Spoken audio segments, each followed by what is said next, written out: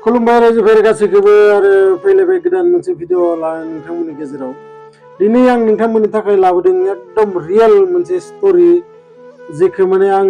निजेनो मिथिनाय निजेनो नुनाय सासे बिमा बुरिनि स्टोरी आरो बै बुरिया आथिं फारनैबो पेरालाइसिस जादोंमोन न'आ बायला सिला उखुमा प्लास्टिकनि आरो बिहा फिसाला सासेल' दंमोन जाय फिसालाया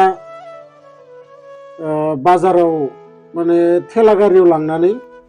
मैगं फानोमोन नाथाय लासै लासै ओरैबायदि जालांबाय जे बिमाखौ गारनानै माने थांनो हाया बादि जालांबाय बिमाया माने थाबायनानै उथिनोनो हाया थाबायनो हाया बाथरुमाव लांनाय लेट्रिनाव लांनाय थुखैनाय ओंखाम संनाय जाहोनो गोबां खामानि माने बे गथ'आ माने जेखौबो मावनो हाया बादि जालांबाय दा गोरिबनि फिसा मावाबाबो जाया आरो फैसा गरनैसो लाबाबाबो मा जागोन मा माबागोन बिमानि मुलिनि खरसा आरो बिमायाबो हारसिं थानो मा रखमा मोननानै फिसालाखौ होनो न'आवनो था थांनाङा न'आवनो था बिदि बुंबाय थाबाय फिसालाया बुङो जे न'आव थाबा माबोरै फैसा फैगोन माबोरै आं नोंनो मुलि बायनानै होफैगोन माबोरै आङो जों जानो ओंखाम बोथिसे माबोरै आं रेडि खालामगोन बिदि खोनानानै बिमाया होनबाय नों मोनसे खामानि माव नोंनि जि दखान बे दखाननि थिक दागाफाल्लानि जिङाव नोङो गांसे कागजाव लिरनानै गारबो नोंथांनो मा नांगौ बिनिफ्राय सुनानै लाना थां आंहा आइया बेमार बिनिखायनो आं न'आव थांथ'दो आं दसे उनावसो फैगोन दामा सब जायगायावनो लिरखानाय दोङो मायो बेसां किल'आव बेसां फैसा बिदि होननायखाय फिसालायाबो बिदि माने माबाबाय लिरनानै दोनबाय आरो गावआ न'आव थांबाय थांनायाव सानसेखालि बिदिनो सासे मानसि आरो लोगोआव खासे 10-12 बोसोरनि खासे गथ' बिसोरो फैबाय बेयाव फैनायाव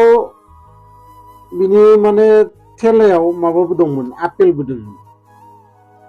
आरो आपेल थानायखाय बे फिसालाया होनबाय जे आपेल जानो लुगैदो आपेल लांनोथ' मोजां मोजां आपेल दं थांनानै सिगां ओजों नायथिंबाय नायथिंनानै नुबाय दे रावबो गैया बेनि उनाव आपेल थाइसे खननानै नायबाय आरो नायनायाव बेयाव माने फट'नि मेगनाव गोलैबाय दे कागजाव लिरनाय दं जे दखानाव आं गैथ'वा आंहा आइया बेमार आं न'आव थांथ'नोसै दसे उनावसो फैगोन नोंथांनो मा नांगौ सुनानै नोंथाङा लांनानै फैसाखौ बै जायगायाव गारलां सोनानै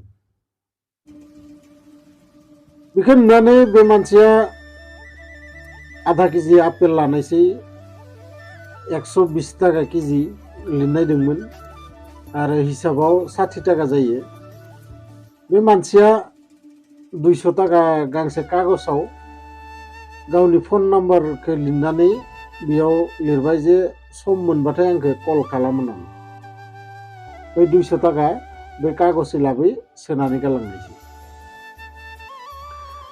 गालांनायाव मोनानि समाव बे मानसिया फैबाय फैनानै गावनि थेला सेला सब लानानै बे न'आव थांनायसै आरो सानसेखालि बै मानसियानो जाय मानसिया आपेल लाना थांदोंमोन बे मानसिया दाना माने मा मोजां मोननायसै मिथिया सानफ्रोमबो बिनि दखाननिफ्राय माबा नङा माबा मोनसे बुस्थु लानानै बियो ग्रोब फैसाखौ बेयाव सोनानै गालाङो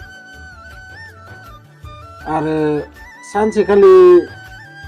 बिदिनो मोनानि समाव बिनि दखानाव आरोबाव फैबाय बे मानसिया आपेल लांनो होननानै इखालि बै गथ'आ बेयावनो दंमोन जायनि दखान बे गथ'आ बे दखानावनो दंमोन थानायाव बे मानसिया बे दखानिनाव सोंबाय नोंदि बेबायदि खामानिखौ मावदो लिरनानै गालाङो नों आसलते फैसाफोरखौ ग्रोब ग्राब मोनोना नोङो नों माबोरै बिदि फोथायनाय माने मानसिफोरखौ फोथायनो हागोन आरो नों जेब्लाबो लस जायाखैथ' बिदि गोबां सोंबाय सोंनायाव बे मानसिया होनबाय मा खालामनो सार उपाय गैया दा आंल' न'आव आरो आइयाबो बेमार आरो आंनो जि आइडियाया जोंहा आइनिनो आइडिया आरो आइया बुंदो जे इसोरनि सायाव फोथायनायखौ लाखि जेब्लाबो नोंनि माने माबा जाया आसलते मा होनो नोंथांखौ आं हिसाबनिख्रुइ फैसाखौ हदाय आङो 500-600 थाखा बारासो मोनो कुनु दिन आंना हिसाबनिख्रुइ माने खम जाफेराखै दिनैसिम सोरबा अननानै 50 थाखानि बुस्थु लांबा 100 थाखा होनलाङो सोरबा 80 थाखानि लांबाबो बियो 150-100 बिदि होलाङो प्राय मानसियानो 10-20 थाखा आंनो बारासो होलांबाय थायो आरो बियो सब आइनि आरो इसोरनि अननायाव आरो नोंथाङा जि माने नाम्बार हरदोंमोन गथ'य नोंथाङानो बे नाम्बारखौबो आं मोनदों नाथाय आंहा मबाइलानो गैया आं नोंथांखौ माबोरै फन खालामनो बिदि बुंनायाव बे मानसिया खोब माने निजेया माने सानबाय ओरैबायदि जिबनबो मानसिनाव दोङो आरो दिनैबो जोंनि दुनियायाव बिदि फोथायनाय मानसिजों मानसि फोथायलायनाय दं बेबो टाउन बायदि जायगायाव गामियावथ' गोबां दं नाथाय टाउनाव आजिखालि ओरैबायदि जे दरजाखौ दसे खेंनानै नोंथाङा बाहेरायाव थांनो हाया जोंथ' गामिफोराव दरजाफोरखौ ब्लां खेंनानै जेराव मेरावनो थांबाबो माने रावबो एख' कुटा मोनसेबो लाना थाङा नाथाय सहरफोराव दाबो बिदि फोथायनाय बा बिदि बिसास दोङो बे आसलते बे नायनानै खोब आसरित साननायसै गावआ आरो बे गथ'खौ बुंबाय जे नोंनो जेब्लाबो माबाफोर हेल्प नांगौबा आंनो खोन्था आं नोंनाव सानफ्रोमबो बिदिनो फैगासिनो थायो आं सानफ्रोमबो नोंनिफ्राय माबा नङा माबा मोनसे बुस्थु आं लांगासिनो थायो नाथाय नोंखौ आङो गोबां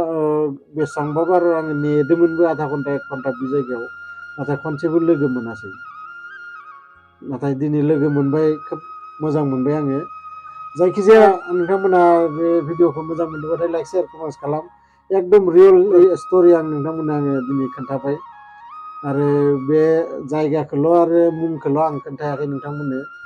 नाथाय आं मिथिनाय आरो नुबाय थानाय बे मोनसे माने बाथ्रा स्ट'रिया